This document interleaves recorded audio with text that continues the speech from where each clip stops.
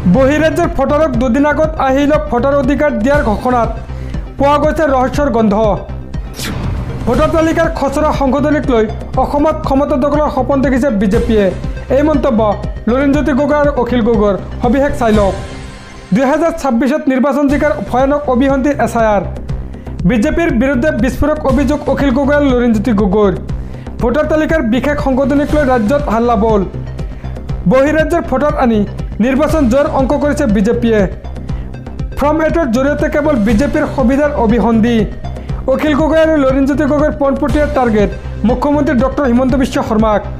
2026ত নিৰ্বাচন জিকাৰ অভিসন্ধি হৈছে SR। এই মন্তব্য অখিল গগৈ আৰু লুৰিণজ্যোতি গগৈৰ। পৰৱৰ্তী খবৰ।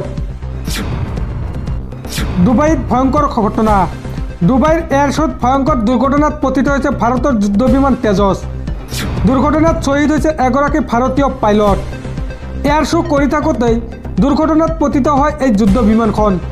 সবিস্তাৰে চাওঁ আহক। ডুবাইৰ এয়াৰ শ্ব'ত ভয়ংকৰ দুৰ্ঘটনাত পতিত হয় ভাৰতৰ তেজছ যুদ্ধ বিমান। দুৰ্ঘটনাত শ্বহীদ হৈছে ভাৰতীয় পাইলট।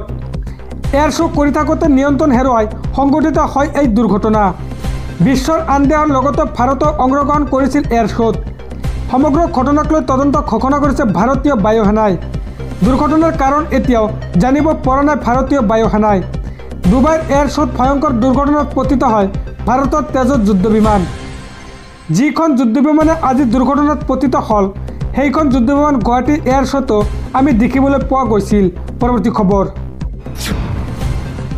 হিমন্ত বিশ্ব শৰ্মা মুখ্যমন্ত্ৰী থকালৈকে মিয়াই শান্তিত থাকিব নোৱাৰে। বিজেপি আৰু মোৰ বিৰুদ্ধে যিমান কথা ক'ব সিমানে উচ্ছেদ চলি থাকিব। 2 এদিনৰ ভিতৰত নগাঁৱত চলিব বৃহৎ উচ্ছেদ। মিয়াক সকীয়াই নিদি মুখ্যমন্ত্ৰীৰ মন্তব্য। সবিস্তাৰে চাওঁ আহক। মিয়াই যিমানে বিৰোধিতা কৰিব সিমানে উচ্ছেদ চলি থাকিব। বিজেপি আৰু মোৰ বিৰুদ্ধে যিমান কথা ক'ব সিমানে উচ্ছেদ চলি থাকিব। গোৱালপাৰাৰ পিছতে 2 এদিনৰ ভিতৰত নগাঁৱত চলিব বৃহৎ উচ্ছেদ। মিয়াক কষ্ট দিয়া হৈছে মুখ্যমন্ত্ৰীৰ কাম। মিয়াৰ শান্তি পোৱাৰ এটাই ৰাস্তা, সেয়া হৈছে মুখ্যমন্ত্ৰী হিমন্ত বিশ্ব শৰ্মাক পদৰ পৰা আঁতৰাব লাগিব। হিমন্ত বিশ্ব শৰ্মাই মুখ্যমন্ত্ৰী থকালৈকে মিয়া শান্তিত থাকিব নোৱাৰে, এইটো পাক্কা কথা। যিমানে মিয়াই বেছিকৈ কথা ক'ব সিমানে উচ্ছেদ চলি থাকিব। মোৰ ঘৰত মিয়া গ'লেও শান্তি নাই, জুবিনৰ সমাধিত গ'লেও শান্তি নাই, গৌৰৱ গগৈৰ মিটিঙত গ'লেও শান্তি নাই, ৰকিবুলৰ মিটিঙত গ'লেও শান্তি নাই মিয়াৰ। মিয়াই যিমানে বিৰোধিতা কৰিব সিমানে উচ্ছেদ চলি থাকিব। গোৱালপাৰাৰ পিছতে 2 এদিনৰ ভিতৰত নগাঁৱত চলিব উচ্ছেদ। আৰু এনেদৰে মন্তব্য কৰি কয় যে মিয়াক কষ্ট দিয়া হৈছে হিমন্ত বিশ্ব শৰ্মাৰ কাম। পৰৱৰ্তী খবৰ। হজৰত মহম্মদক অপমান কৰাক লৈ এতিয়া ৰাজ্যজুৰি তীব্ৰ প্ৰতিক্ৰিয়া। ইছলাম ধৰ্মক কৰা অপমান কোনো কাৰণতে সহ্য কৰা নহ'ব। হজৰত মহম্মদৰ প্ৰতি অপমানজনক মন্তব্য এটা ফেচবুক পেজত। সমগ্ৰ ঘটনাক লৈ শেষ সকিনেৰে গৰ্জি উঠিল আমচু। সবিস্তাৰে চাওঁ আহক।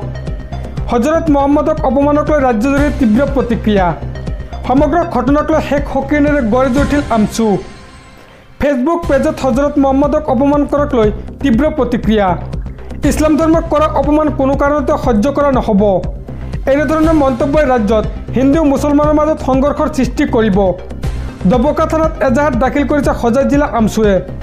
মুখ্যমন্ত্ৰীৰ ফটো সংলগ্ন ফেচবুক পেজৰ বিৰুদ্ধে এই অভিযোগ।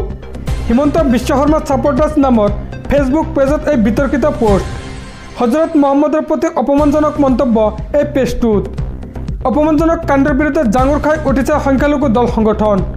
হজৰত মহম্মদক অপমান কৰাক লৈ এতিয়া সৃষ্টি হৈছে ৰাজ্যজুৰি তীব্ৰ প্ৰতিক্ৰিয়া। পৰৱৰ্তী খবৰ। ৰাজ্যৰ লাখ লাখ বিদ্যুৎ গ্ৰাহকৰ বাবে এই মুহূৰ্তত ডাঙৰ খবৰ। আজিয়ে চাৰ্জ দিলক আপোনাৰ মোবাইল তথা লেপটপ। ৰাজ্যৰ বহু প্ৰান্তত 12 দিনৰ বাবে নাথাকিব বিদ্যুৎ। হোজাই জিলা বিদ্যুৎ বিভাগৰ তৰফৰ পৰা জাৰি কৰা হৈছে জাননী। সবিস্তাৰে চাই লওক। লাখ লাখ বিদ্যুৎৰ গ্ৰাহকৰ বাবে এই মুহূৰ্তত ডাঙৰ খবৰ। ৰাজ্যৰ বহু প্ৰান্তত 12 দিনৰ বাবে নাথাকিব বিদ্যুৎ। আজিয়ে চাৰ্জ দিলক আপোনাৰ লেপটপ তথা আৱশ্যকীয় বস্তু। 21, 23, 24 নৱেম্বৰত নাথাকিব বিদ্যুৎ। 2 ডিচেম্বৰ, 3, 4, 6, 7, 9, 10 ডিচেম্বৰত নাথাকিব বিদ্যুৎ। পুৱা 6 বজাৰ পৰা 10 বজালৈ বন্ধ থাকিব বিদ্যুৎ সেৱা। মেৰামতিৰ কাৰণে 12 দিন পৰ্যন্ত নাথাকিব বিদ্যুৎ। হোজাই জিলা বিদ্যুৎ বিভাগৰ তৰফৰ পৰা জাৰি কৰা হৈছে এই জাননী। পৰৱৰ্তী খবৰ।